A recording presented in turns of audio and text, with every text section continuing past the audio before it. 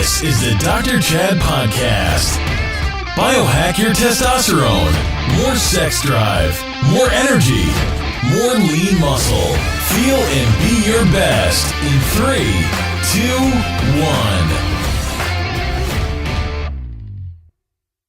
Today's podcast is sponsored by FullScript. Go to the website, get 10% off. It's the safest source for practitioner-grade supplements. Go there now. Really, everything that we try to achieve is based on optimizing lifestyle first and foremost. So if you're not optimizing lifestyle, you may feel good by getting some testosterone therapy or something like that, but you're not going to be an optimized human being. Today on the Dr. Chad Podcast, Dr. Daniel Stickler. He is the co-founder and chief medical officer for the Aperion Center for Human Potential. He is a physician for high-performing executives and entrepreneurs who want to upgrade their current state. He is an author, speaker, blogger, and podcaster. I am excited to talk about genetic expression and how testosterone levels can increase through your lifestyle. Without further ado, Dr. Dan Stickler. All right, Dr. Dan Stickler, thank you so much for being on the show today. I appreciate you. Great to be here, Chad. All right. Yeah, really, I just want to have a really simple conversation with you today. I know genetics is a pretty complicated subject, but if you could just explain to the audience today, possibly first grade level, second grade level kind of thing, how low testosterone plays into genetics. Oh, that's a lot of questions there. We can take it in layers. Yeah, so let's just start off with genetics. I mean, the genetics is essentially the blueprint of the human system, and the genetics really doesn't change over time. It's the core blueprint of what makes each of us individual, but it goes much deeper than that. So even though we have this code, I mean, take identical twins, they will have the exact same code. I mean, 3 billion base pairs that are essentially identical, but you raise them in different environments, and they, other than having a similar appearance, they may have completely different expressions of that code. And that aspect is what we call epigenetics. And so there's a lot of layers. Hundreds of layers. The human system is so complex that using just straight genetics is hard to do. And that's why, we don't promote the use of direct-to-consumer genetic testing, because without understanding the complexity of it, trying to translate based on that is very difficult. Be like translating a foreign book and not understanding the language itself. It just doesn't work. So you have to have somebody that can kind of interact with that code in the person and look at expressions and things that affect expressions. So having the extra layer of interaction is required. And that's why we don't promote the use of direct-to-consumer genetic testing. Now, that said, we do use a lot of genetic testing, but we use it in probabilities. So you carry a certain genetic variant, you have a probability that this will happen. But even just like MTHFR, everybody goes crazy over MTHFR. But I've seen people with what they call the homozygous risk. A lot of people call this a mutation, but it's not the correct terminology. It's just a variant of the genes. And they have no problems with methylation, even though they have the double risk for it. And why is that? Well, the reason is because of what they call the omnigenic model. The omnigenic model says, every characteristic we carry has multiple genes, hundreds even of genes that interact to create an outcome. And with that, you usually have 15 to 20 key genes that are key factors involved in that. And so understanding those key genes and how those interact with each other gives you an idea of, what is the probability of methylation in this person. And then you want to confirm that through lab work, through questioning their experience, what they experience in life, and all of that. So I hope I didn't get too complicated with that. I was trying to keep it as simple as possible without getting too detailed in that regard. No, it's great. I love it. I mean, really, probably the biggest objection I get with my clients or even anybody I talk to, they always blame their low testosterone on their genetics, and they're kind of playing like a victim role in a way. And I always try to empower them. Look, your environment controls a lot of your genes. So what can we what can we change? What can we implement? To give you the best chance of expressing Yeah. amazing life. And we use genetics in the hormones. We have a whole hormone template that we look at, and testosterone's a piece of that, where we look at roughly 20 different genes that impact testosterone levels in people. So we look at propensity for SHBG production, which is a big deal. Too much SHBG, it's going to kind of rob you of the free testosterone. We look at genes that control conversion into DHT. We look at genes that control conversion into estrogen, the aromatase genes. Mm-hmm. And we also look at genes that control LH expression. So you do carry propensities in there. But even if you have like a strong propensity for low LH, doesn't mean you're going to have low LH. It just means there's a propensity to have that. And so your production of testosterone may be lower. There's a lot of factors that go into that, but certainly every one of those can also be affected by environmental aspects. So how do we alter the expressions of the genes that we actually carry? Yeah, exactly. Is there anything specific that we can do to help combat the aromatase enzyme? Try not to allow that to convert into estrogen. There's a couple of kind of more natural things like chrysin and aromatase inhibitors, which are the prescription types.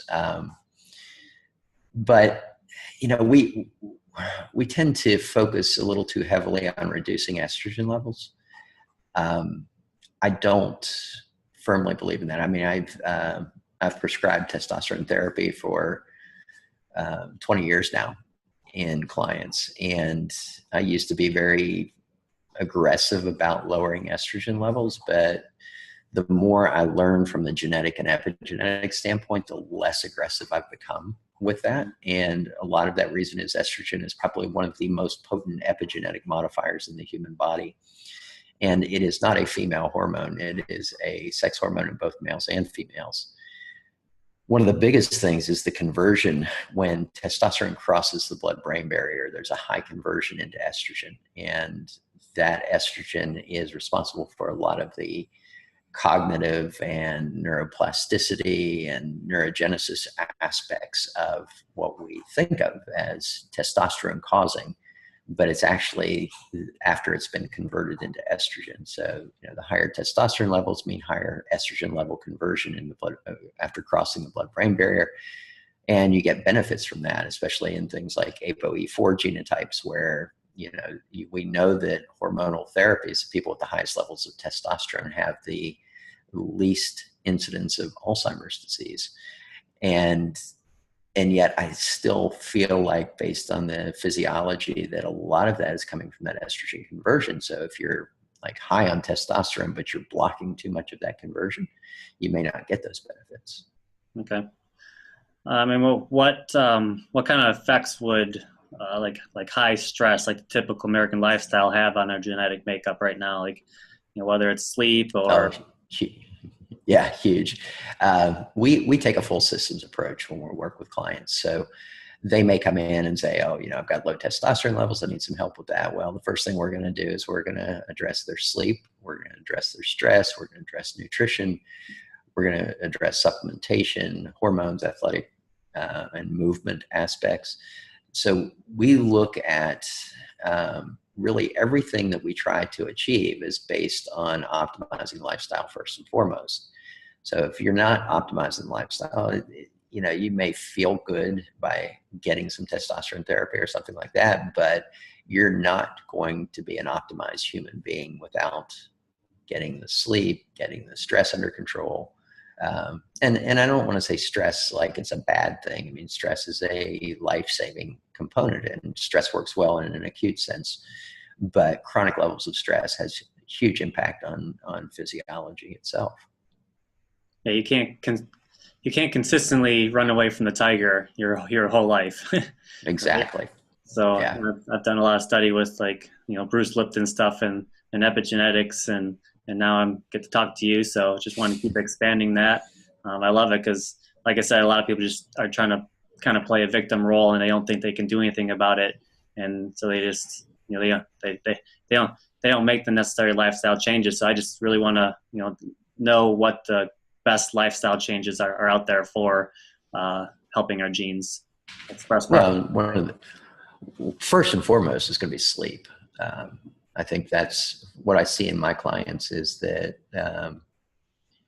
sleep is probably the biggest thing that's out of homeostasis in them, whether they're athletes or business executives, entrepreneurs, whoever I'm working with. Sleep seems to be a major component. Very few people are optimized on sleep when they first come in, and that one has profound changes in gene expression when it's not optimized. And we know, I mean, it's one of the biggest contributors to aging in the human body. And aging, to me, is a disease that we need to be vigilant about constantly. Are you suggesting just more sleep, or just like an optimal level sleep? Of course, you always hear the 7 to 8 hours thing, but is it like a deep sleep count, or is it lacking sleep debt kind of thing? It's a combination. So you have not only sleep time, but sleep structure. Sleep structure can be thrown off quite a bit in people. So you look at, and we have all of our clients wearing monitoring devices so that we can actually get an idea of what's happening. And you may say, well, they're not 100% accurate for sure with sleep. I mean, unless you're doing an EEG study, you're not going to know for sure what brainwave patterns are being produced. So it's a guess on the sleep patterns. But you can see the dynamics of it. You can see changes in the amount of deep sleep or the amount of REM sleep or light sleep. You can see the number of times you're awakening at night, those kind of things. And you look at the dynamic of that. So how's it changing based on the interventions that are being done over a time frame? For us, we look at genetics because genetics does have a strong circadian propensity. And a lot of people try to fight their circadian propensity. So if you're a morning person, staying up until 1 o'clock at night is probably not going to do well with your gene expressions. And a lot of people will justify that and say, well, I tolerate my schedule well just because that's what they want to tolerate. But the brain is very adaptive in the fact that it adjusts for accepting lower levels of performance as normal without us perceiving the fact that that's occurring. And there's been plenty of studies on that, especially looking at things like vigilance levels. When you get a lack of sleep or your circadian propensities get off, your vigilance levels drop, but you don't have a perception of them dropping. So it's more of identify what your circadian propensity is and try to adjust your lifestyle around that. I mean, a lot of the times we can make lifestyle adjustments to alter gene expression, but sleep is not one that is real conducive to that. It's one that we really try to gear them towards a circadian propensity, and we try to get them to figure that out on their own. So what we do is we say, okay, we want you to get minimum of about 7 to 8 hours of sleep. So let's dispense with the alarm clock, see what time you wake up. Most people will wake up pretty routinely around the same time. And once we identify that, then we work backwards and we say, okay, well, if you're waking up at 6, then we want to get you in bed by 10. And so for a month, we get them, okay, you're in bed at 10 o'clock and no alarm. So you wake up when you wake up. And typically we see them start to match that circadian propensity when that happens. Okay.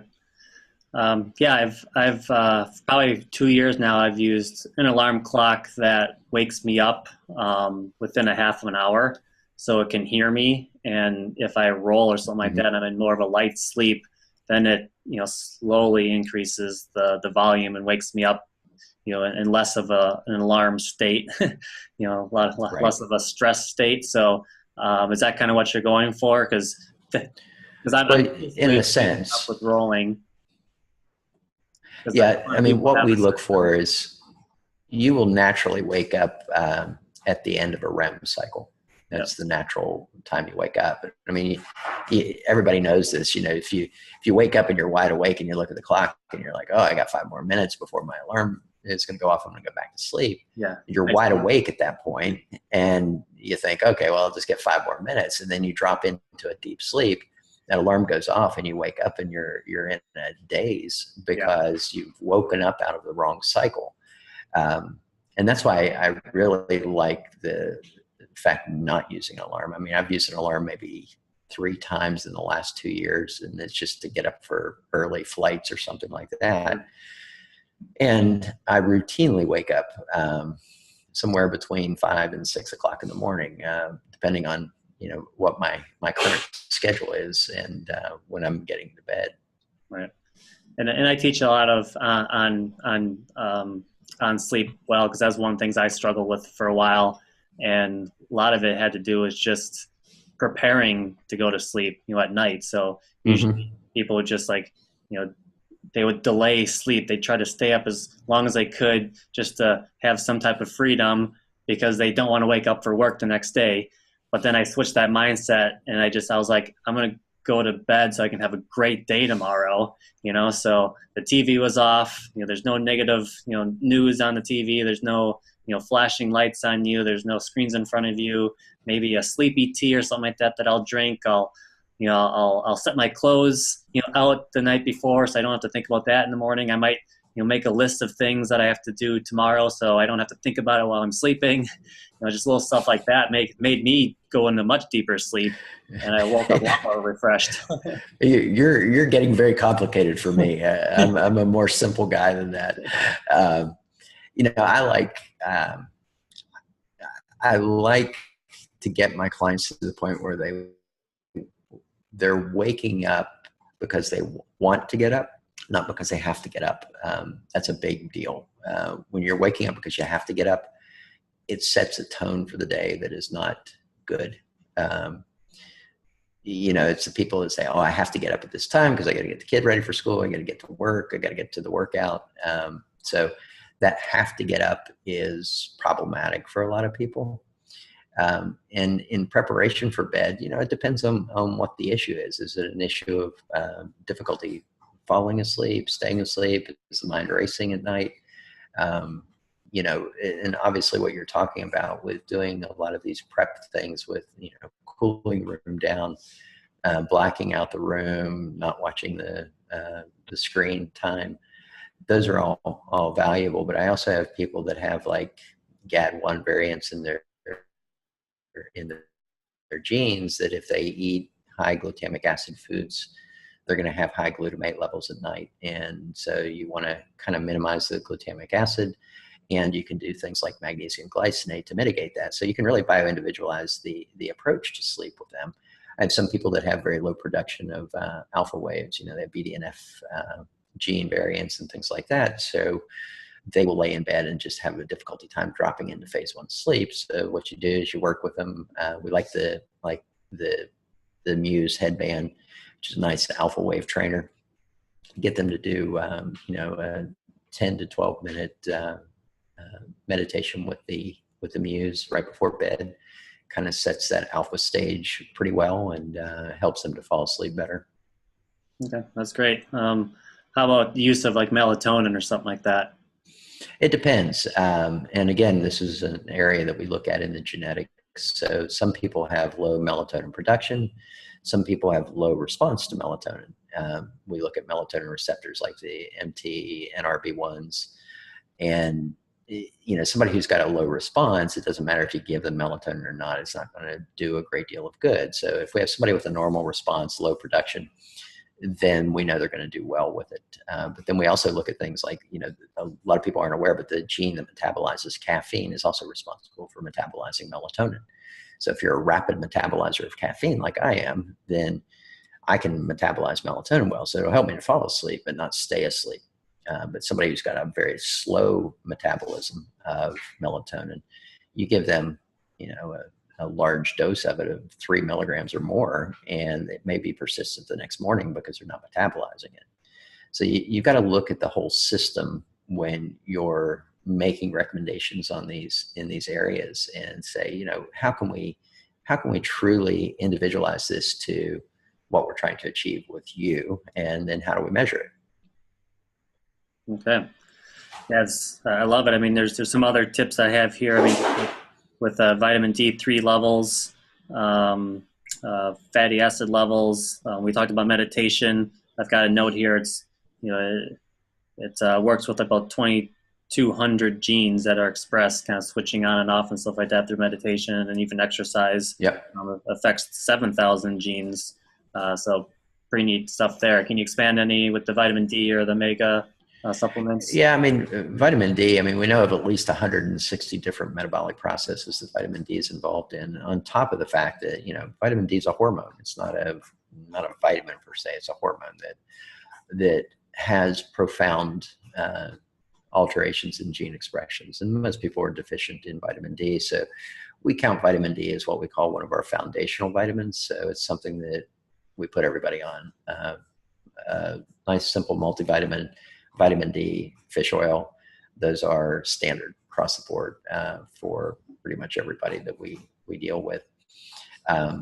But everything that we do, I mean, every breath we take alters gene expression in some way. Chronic exercise is really good for altering expressions of genes in a very positive manner. I mean, BDNF is great for producing alpha wave patterns, neurogenesis, and exercise will upregulate expression of BDNF in the brain. So you want to sleep well, BDNF is a great thing, but you can also kind of bypass that a little bit. You can take something like holy basil, which actually mimics the expression of BDNF that exercise does with the brain. So holy basil is really good for boosting BDNF. So somebody who has low alpha wave production or BDNF variant in their genetics, you can use stuff like holy basil on top of the exercise to really get a kind of a double hit on boosting that expression. Yeah, ultimately that's increasing like the growth hormone there, right, in the muscles there. Yeah, holy basil is one of my favorite supplements. When you take holy basil, it will boost growth hormone levels directly in the muscle cell itself, but then it induces expression of FNDC5 in the muscle, and that FNDC5 gets out in the circulation, goes to the liver, gets converted to irisin, irisin goes to the brain, and induces BDNF. So it's a really nice combination. I take holy basil pretty regularly, and it's wonderful about with not only its positive effect on muscle and exercise, but also with the BDNF production in the brain. Very good. That's awesome. Just to expand on exercise a little bit more, I mean, or would you suggest any exercise that the person would do, or is there any specific, like heavier weights or cardio? It really needs to be a mix, and it needs to be changed periodically. I mean, I think that's we're talking about epigenetics here, and when it comes to exercise, and we see this quite frequently. I mean, they'll do exercise for 3 months. They've been a couch potato. They start an exercise program. They're doing the same program for 3 months. They're losing weight pretty regularly during this time, feeling better, getting in better shape. And then the next 3 months, they're doing the same exact thing and nothing's happening. And they're going, what's going on? I'm eating the same. I'm exercising the same. Why am I not making progress at this point? Well, the reason you're not making progress is because think of epigenetics as really the adjustment of your gene expression to your environment. So when you're a couch potato, you're kind of like right here with your gene expression, and then you start exercising, and you're venturing outside of this comfort zone that you have. And so this comfort zone, as long as you're kind of working around within that comfort zone on the high and low end of it, there's no reason for the genes to change expression. So they're not saying, okay, this is a new environment to me. It's saying I can function well in this environment with the current expressions I have. So in that 3-month period, you're up here above where you had been. But now after 3 months, you've adjusted that new familiar zone up here. and you're still working in that same zone. So now you've got to push out of that zone. So it's a matter of either changing the intensity, changing the type of exercise, something that tells the body or the genes basically that I'm in an unfamiliar environment now and I have to make adjustments to my expression to thrive in this new environment. Does that make sense? Oh yeah, definitely. I'm what's going off in my head is like a kind of muscle confusion kind of idea. Just you do the same thing over and over, it's just going to get used to it. And Right. just sign up for a 5K or sign up for a triathlon or sign up for one of those challenge courses like where you have to jump through puddles, Spartan race. yeah, something like that. Like just change it up once in a while and take it to the I say next level. Spartan. Is that what that is? Yeah. I love it. Yeah, just stuff like that would be huge for people, and plus you can do it in a group, so it's there's accountability there too. I feel like most people don't exercise just because they hold themselves accountable and they just I'm tired today, I'm not going to go. So Right. the couch, and we don't want that. Well, we gamify these things too. I mean, like I said, all my clients have the That's fun. The Garmin's, and we just did a challenge that ended Sunday, a 7-day challenge, and there were 5 of us competing on steps, and it was so funny watching it because we were pushing each other so hard. I mean, I ended up with 102,000 steps in 7 days, but every day it was pushing a little bit harder because we were trying to get that first, and it tells you every time, oh, so-and-so just knocked you out of first place or whatever. So, to gamify it and make it fun. And it doesn't have to be, how many miles did you run? It's just basically steps that we're talking about. Have you tested out a couple different ones of those? Have you tried like the rings and the Fitbits and I like and if you can measure it, you can manage it. And everything that we do, we want some way to measure whether it's working or not. Relying on subjective stuff is not very useful, in my opinion, in the years I've been working with clients. And I like, I started off using the thing, Fitbit, then I went to a BioStrap because the BioStrap had HRV with it. And then Aura came out with their smaller version. I couldn't stand that large version. It was just too bulky. But the smaller version was nice and attractive. Those like BioStrap and Aura Ring and Fitbit are really good for just basic monitoring, getting your sleep, getting your HRV, getting heart rate averages, those kind of things, steps, those are great. When it comes to more performance-based stuff, then you want to go to the Garmin, what's it called? The VivoFit, the Phoenix. Phoenix is my favorite. I mean, it gives so much detail that I really kind of lean most of my clients towards the Phoenix, and they're not cheap. I mean, the Phoenix 5, you're talking over $500. Some of the newer models are up around $1,000, but it's an investment in your health, and everybody who gets one just becomes so obsessed with it. I mean, you're monitoring sleep, it gives you stress levels, just the fact that I realized that when I have one glass of wine, my stress level goes up dramatically for the next 12 hours. I mean, it's not a mild elevation. I mean, they have an algorithm in the Phoenix that measures stress, and I typically would run, around 35 to 40 in a day. And when I have a glass of wine, my nighttime stress level, which normally would run 15 to 20, runs about 30. And my average for the day goes up 45 to 50. And that's with just one glass of wine. Well, I don't feel dramatically different from a subjective standpoint, but my biometrics are showing me that there's something going on that is not generally healthy. So knowing that and seeing that on a regular basis and testing it, I realized that I probably should reduce the number of days in a month that I drink wine. So I'm typically down to about 2 days a month of having a glass of wine, and my stress levels look good. So, and you never would have known that if you didn't measure it in the first place. Right.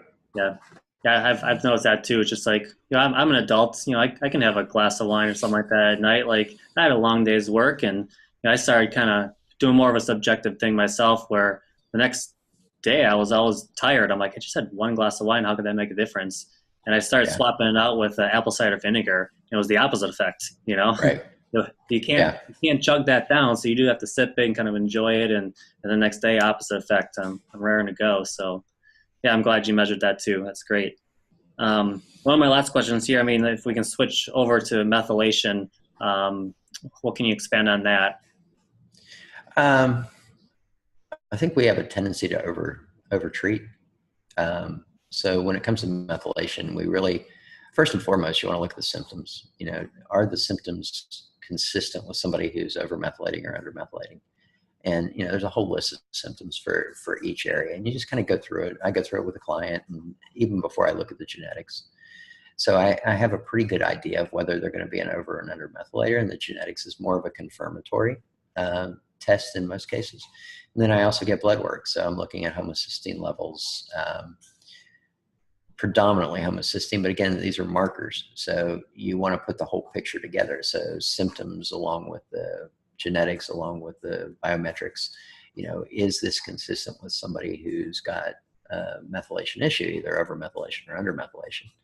And then you want to test it. You want to, use a supplement like methylfolate or SAMe, whatever you're going to use to boost methylation patterns, and see what their response is, not only from a subjective standpoint, but also from a biometric standpoint. I mean, we've actually used whole blood histamine levels to be confirmatory tests. So if we have somebody who's suspected under methylator, we'll get a whole blood histamine on them before we do an intervention. Then we'll do the intervention, see if their symptoms go away, and then repeat the whole blood histamine level and see if we're actually into a normal range at that point. And, some people, even though they seem to be under methylators, you give them methylfolate or SAMe, and they can have very adverse responses to it.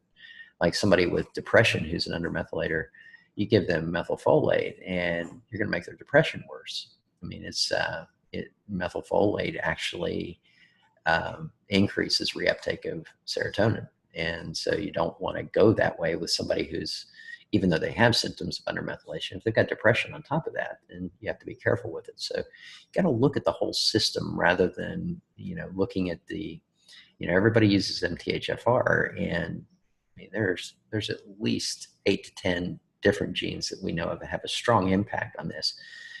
Obviously MTHFR is a big one, but you've got to look at the other ones as well. Yeah. So what would you suggest for someone who does want to have their genome tested? I know you said you don't like the direct to consumer tests that are out there now. A lot of them are on commercials and stuff like that. What would you suggest for anybody who's listening today? Well, get with somebody who's an experienced epigenetic coach, somebody who understands the genetics, knows how to interpret them. And there's a big difference between the person who is kind of book smart versus clinical smart. There's a lot of people out there promoting the fact that they can do, that they treat methylation issues, and they can tell you everything about a pathway, but they don't understand clinical application of it or the complexity of the gene expression versus, the gene itself. You got an MTHFR, we got to look at your BHMT, we've got to look at your CBS 677s. They're looking at all these pathways, and they're creating a map based only on the pathway and not on the person. So you want somebody that not only understands the pathways, but has clinical experience in working with them and understands that there are a lot of variables involved, and it's not as straightforward as looking at a biochemical pathway and being able to, rotely memorize the pathway. Right. Totally understand. It's definitely got to go through a lot of training to understand that. Yeah. Yes. Well, cool. Well, I appreciate your time. You definitely answered all my questions. I appreciate that. I definitely took a few notes here, and I'll be rewatching this to get that stuff back in my head too and hold on. So I appreciate everything that you do, and I'll make some links and some posts and connect you to everything, and hopefully can reach out to as many people as we can and help them out. So Great. appreciate you being on the call. Yeah, it was great talking with you. All right. Thanks, Doc. We'll see ya. All right.